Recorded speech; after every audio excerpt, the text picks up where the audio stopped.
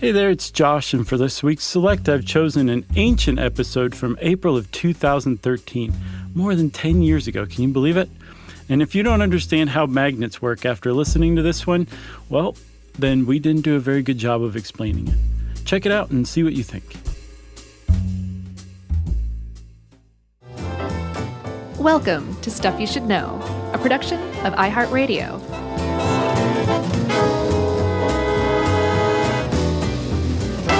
Hey, and welcome to the podcast. I'm Josh Clark with, guess who? Tell him who I'm with, Chuck. Oh, Chuck. I'm with Chuck. And Jerry's in the room as well. And since the three of us are together in this room, we have, tell him stuff you should know, Chuck. Stuff you should know. That's right, the podcast. I am so excited about this podcast. I knew you would be. So much so that I'm worried about it because, as you know, and anybody who even occasionally listens to the Stuff You Should Know is aware of, the more excited I get about a topic, the poorer job I do at explaining it. Yeah. See, I already did it. I should have said the poorer the job I do. Yeah. It's true. So I'm just going to try to remain calm. Okay. Because all we're talking about is magnets after all, you know? And that's the way I feel. We usually balance each other out nicely like that. But you don't think that there is a certain cachet to walking around understanding how a magnet works? Do you realize what percentage of the population you're a member of for knowing that? Maybe, and this is a guess, 0.0029% of the human population knows how magnets work? I don't know anybody else until we selected this and started reading it, besides Tracy Wilson, who knew how magnets worked. I think you are underestimating the curiosity of the general public for people to look up this stuff on their own. All right. I would like to hear from people. If you already knew how magnets work. Yeah, act like if we don't tell people this and they're just dummies walking around. I don't think that. That's not at all what I think. But we'll get corrections on this, and I think that will prove that people know this and more. Okay. If you're a physicist whose specialty is the electromagnetic power, like cracking their knuckles right now and listening. Right. Then yes, we're gonna mess things up. It's true, but we have a general good, well, I'd say fairly detailed idea of why magnets exist. That's right. And we're gonna explain that to everybody. It's all because of grease. Not in any way, shape, or form in a condescending manner. No.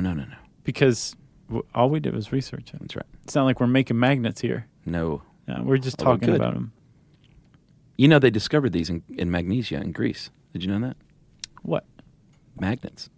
Like natural magnets. Yeah, like lodestone. Yeah. In magnesia in Greece. Is that really a place? Yeah. Magnesia. Absolutely.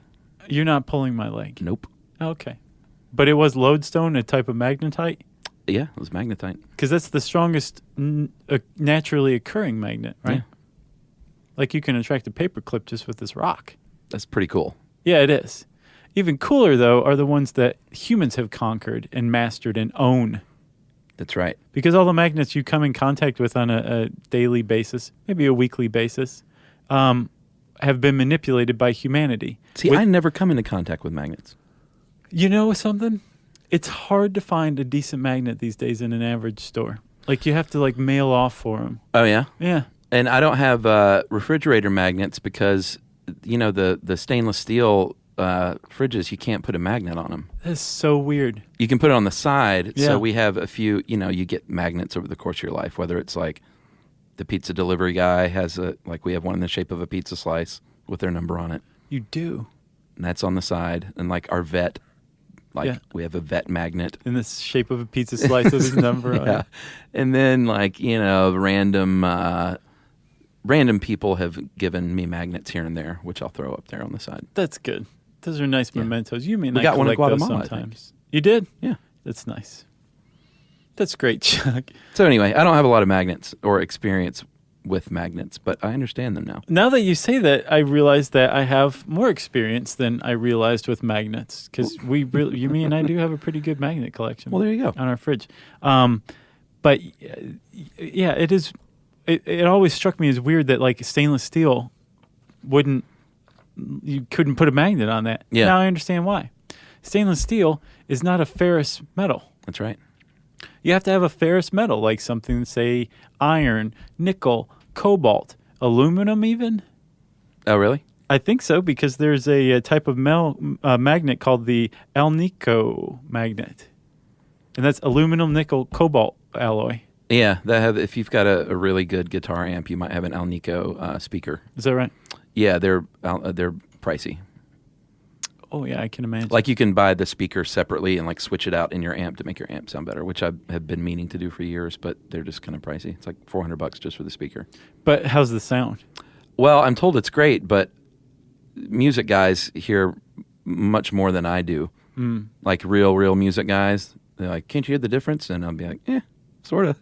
Are these music guys also Alnico speaker salesmen? Yeah, probably so. All right, so let's get. So this is what I like about this article. It goes like basic to specific. Yes. And you can start with the basics about magnets. They attract specific metals, as we've said, typically ferrous metals. Yes. They have a north and a south pole. All magnets do. Yeah, There's just no like the north Earth. and east poled magnet. Yeah. And the Earth is the biggest magnet of all, I guess. It is, at least on Earth. Opposite poles attract one another. Like poles repel one another. They hate each other. That's right. Magnetic and electrical fields are related, and we're going to explain why. Mm-hmm. I'm so excited. And magnetism, I think I said electromagnetism earlier, so you can put your email away because I'm correcting myself. Yes. Is one of the four fundamental forces of the universe, right? That's right. With gravity and the strong and weak nuclear forces. That's right. That's magnets. That's a great intro. Magnets, the object itself, or a magnet is an object in itself that produces a magnetic field, and it's going to attract, like you said, ferrous metals. Yep.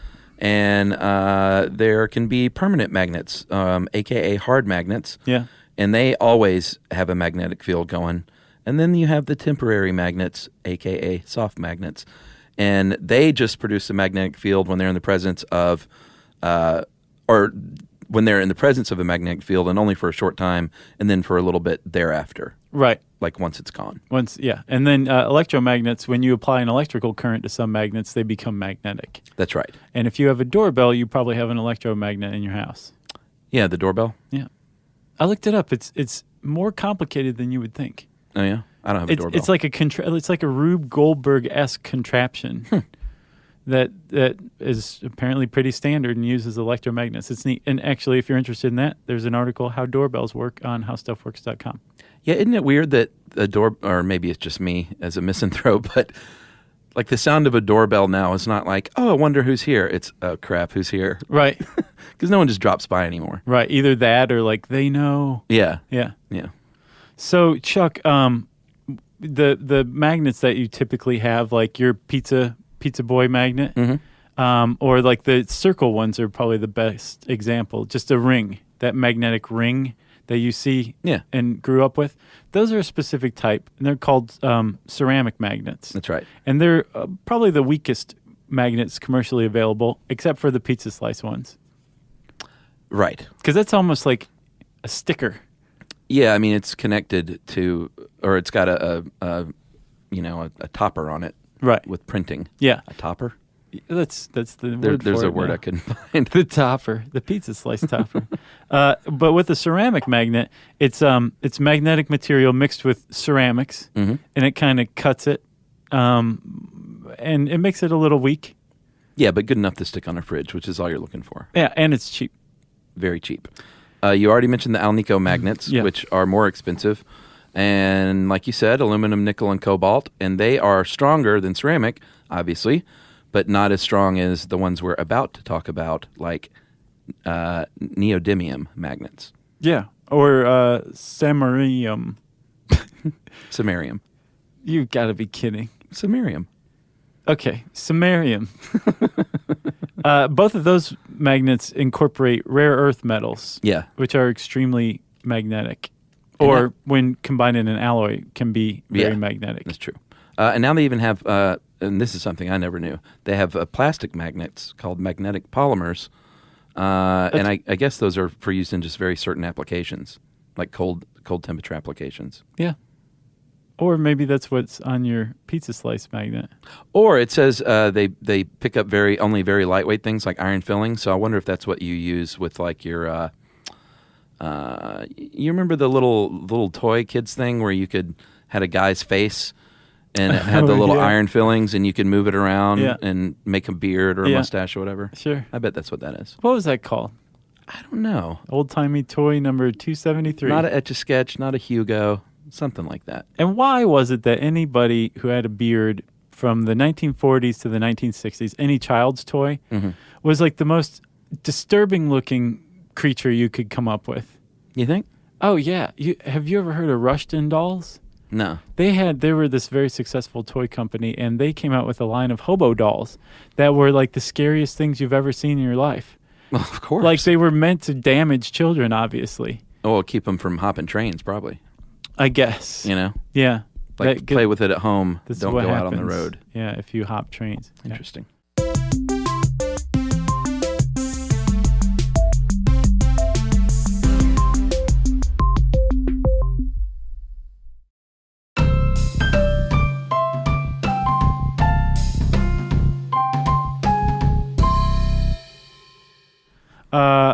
Let's see. Oh, I made a blog post actually called 27 of the most unintentionally terrifying dolls you've ever seen or ever created. That's like almost every doll, in my opinion. You should see this slideshow. It's pretty good. I'll check it out. Okay, so let's talk about making magnets, Chuckers. All right. Well, you talked about lodestone, form of magnetite, and that is, the strongest natural magnet. Right. You don't have to do anything to it. So I guess the discovery of lodestone and the fact that it attracted metals made people start to tinker around with it. And I guess around the 12th century, people figured out that if you took a little iron pin and you took some lodestone and you petted it in the same direction, preferably in a northern direction, like you could magnetize that iron filling. And if you suspended it in something like water in a leaf, for anyone who's seen that movie with Alec Baldwin and Anthony Hopkins, The Edge. Oh, yeah. They magnetize like a needle and put it in like a water-filled leaf, and they figure out which way is north. I knew I had seen that before. So that's basically magnetizing a pin using lodestone.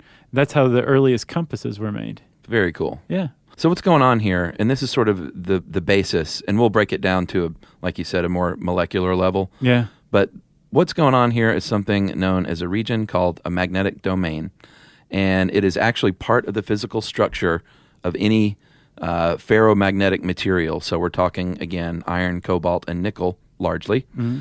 And each one is like its own tiny little magnet right there. It's got its own little north pole, its own little south pole, and if it's unmagnetized, then this stuff is just going to be random and pointing in all different directions. Right. The domain has its own north and south pole, but it's not necessarily aligned with the north and south pole on Earth. Right. They're just kind of askew. If it's magnetized, they're all pointing in the same direction. Right. Yes. That's pretty much all you have to do is figure out how to get all of those magnetic domains to align in the same north-south line. Yeah, because if they're not, they're just canceling each other out. Exactly. So the more domains that you have pointing in the same direction, the more powerful magnet you have. Yeah. And in each of these little domains, you can just kind of, I almost see it as like a little pocket in the molecular makeup of this, like an iron. Yeah. The north pole of one domain flows into the south pole of the domain in front of it. That's right. If they're all aligned. Yeah. And you add a bunch of these up, they produce one large magnetic field for the magnet as a whole. Yeah. Right? Yeah, which explains why if you do the old trick in elementary school where you bring one magnet close to the other, it'll either repel it or, snap it together like one larger magnet. Right, because the force, this magnetic force, is going out of the north pole of the magnet and into the south pole of the magnet in front of it. There's something very dirty about that. It is, right. Or if you take the north pole of one magnet, north pole of another magnet, and you put them together, they repel one another because their magnetic forces are flowing in opposite directions and pushing one another apart. Which is kind of funny because this is how magnets work, but it bears such a striking resemblance to like something they would have come up with in the 15th century, like the force flowing out. Yeah, this invisible force. Right. It's witchery. And this is why magnets won't be brought together. Like people would come and drag us out of here and toss us in a lake to see if we float afterward. Exactly. So we could stop there, and you would have a pretty good idea of things, but we won't. No. We'll continue on. Okay, we'll go a little more in detail, huh? That's right. If you want to make a magnet, you have to get all these magnetic domains flowing in the same direction. Just like we were talking about earlier, when you rub the needle on the magnet, you expose it to this magnetic field, and we're getting these suckers to align in the same way, and then boom, that is one way that you can get a magnet. Right, and there's different ways of doing this. You place it in a magnetic field in the north-south direction. You can hold it in north-south direction and hit it with the hammer. Yeah, that's crazy. It is a little crazy. Like you're physically jarring these domains into alignment. They're like, huh? Yeah. Okay, I'll point this way then. Or you can pass an electrical current through it. That's kind of a cheat. And they think that this is where lodestone came from. Either it was when this rock formed, the magnetite formed from a lava, it was aligned with the north-south pole of the Earth, so it became magnetized. Yeah. Or it was struck by lightning, so an electrical current passed through it. That'd be pretty cool. And it became magnetized as a result. And that seems likely. Right.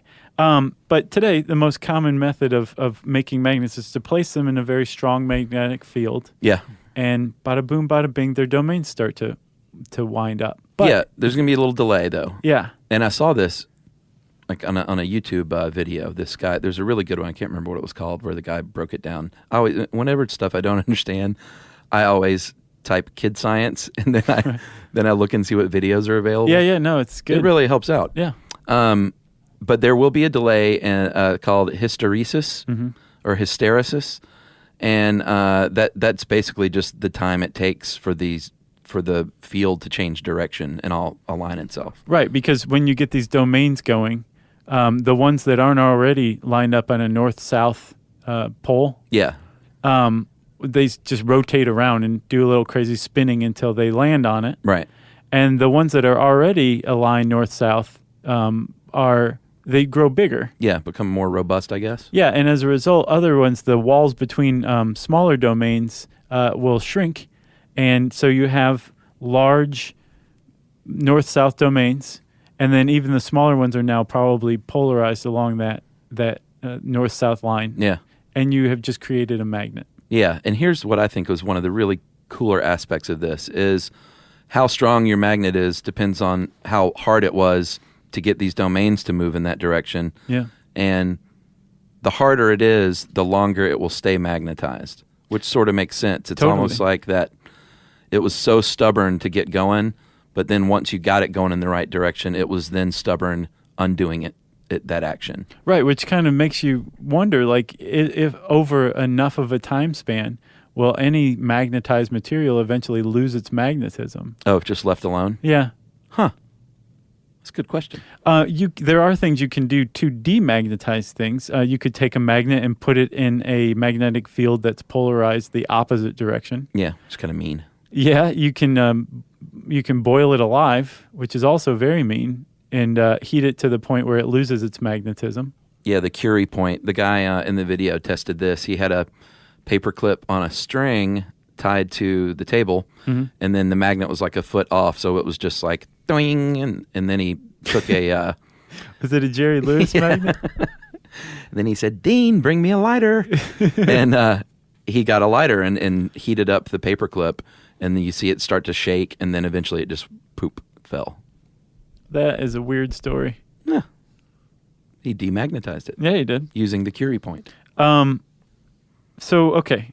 Again, we could stop here. I think everybody understands how magnets work, right? Like there's little magnetic domains that are in all kinds of crazy directions.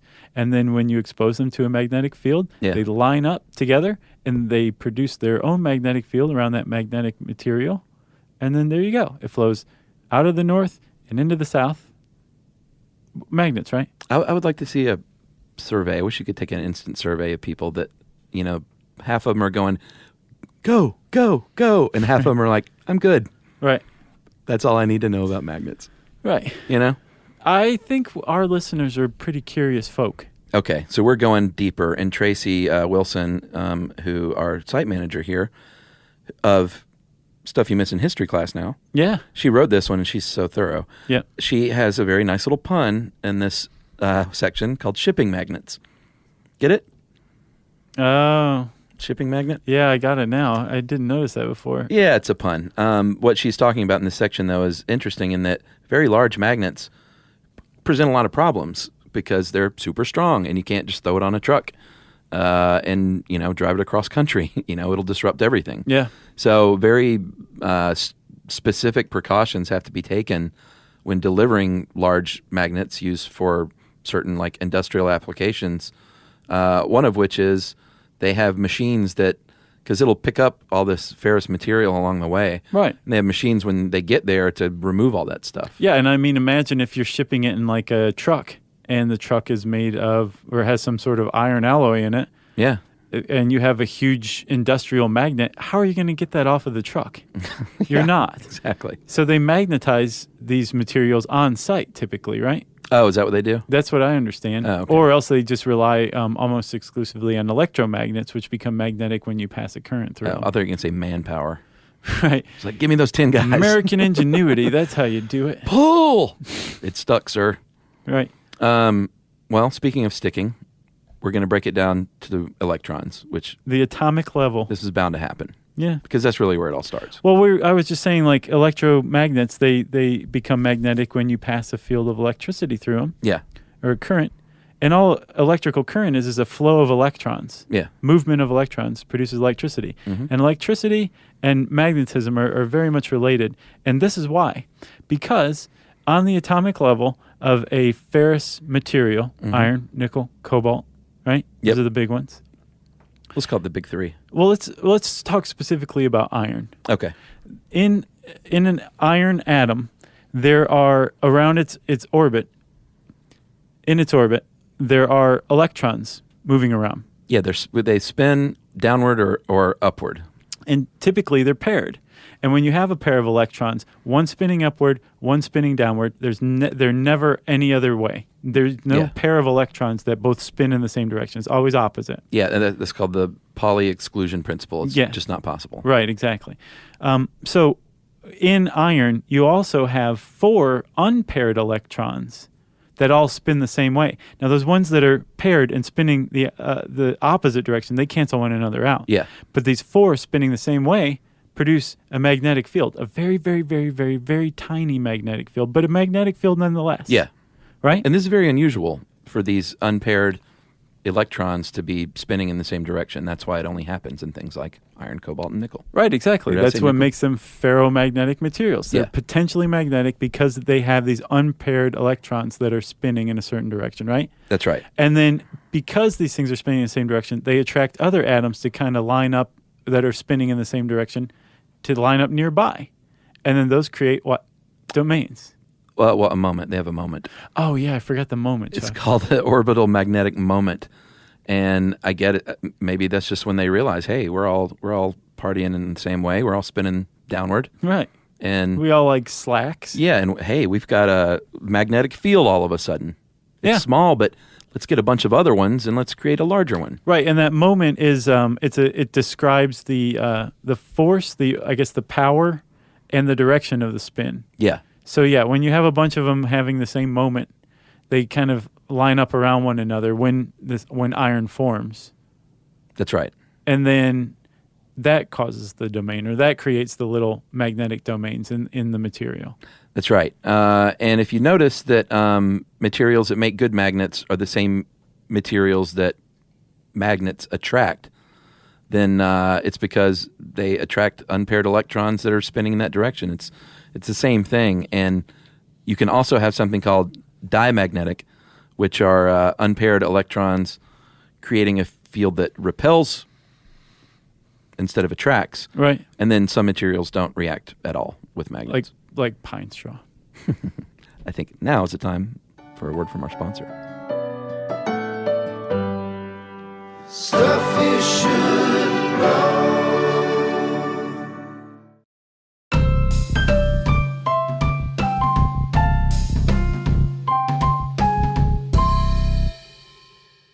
All right, back to magnets, because there's still some more to go. I mean, now everyone who's listening to this understands magnets on an atomic level. Yeah, It's the spin of electrons. it's physics. Yeah.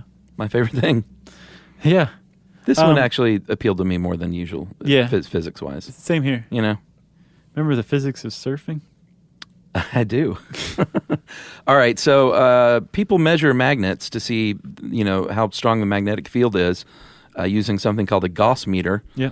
And flux or Webers are the, what would you call that? You measure unit of flux measurement. in Webers. Oh, okay. So flux is the line of magnetic force coming out of it. Boy, I botched that. That's all right. Okay. So the density of the flux is measured in either Tesla or Gauss, with Tesla being 10,000 Gauss, which is pretty cool that you get a unit of measurement named after you. Oh, yeah. If you're Tesla. You better if you're Tesla. You Sure. did a lot of cool stuff. And you can also measure it in Webers per square meter. But really, who wants to do that? Yeah. You know? Canada, probably.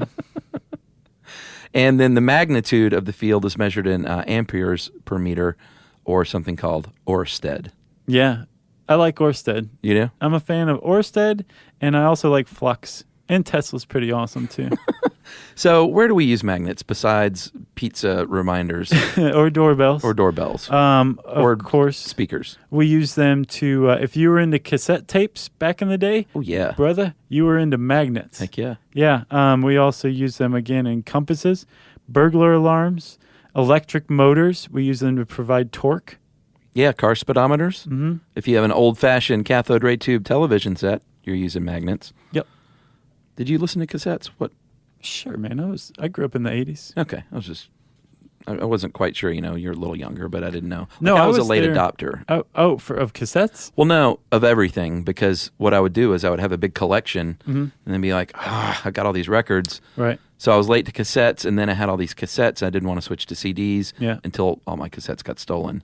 Oh, yeah. And then I was like, all right, I guess I'll get CDs now. Guess I'm going CDs. Yeah. Yeah, no, I was there for the big transition from cassettes to CDs. Sure. Remember, they were across the board, $20, $19.99 for a CDs CD. in the big box, too, remember? What a waste. See? Look at that. Maglev trains?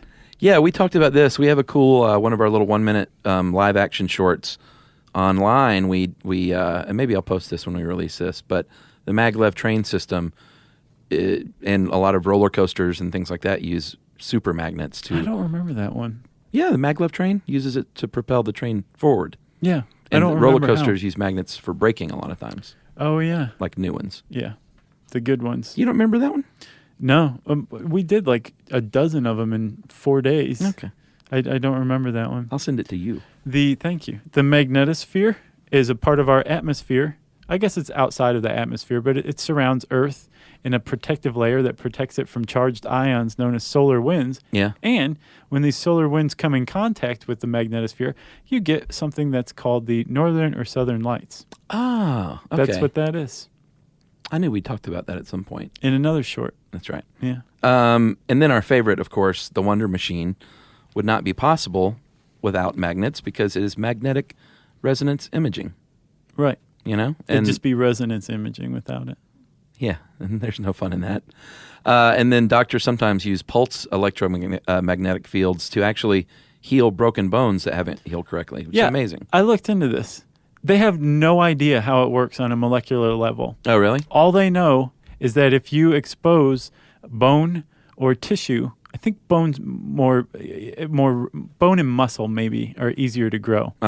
To an electromagnetic pulse, it grows. Wow. Even if it hasn't healed after surgery or any other procedure.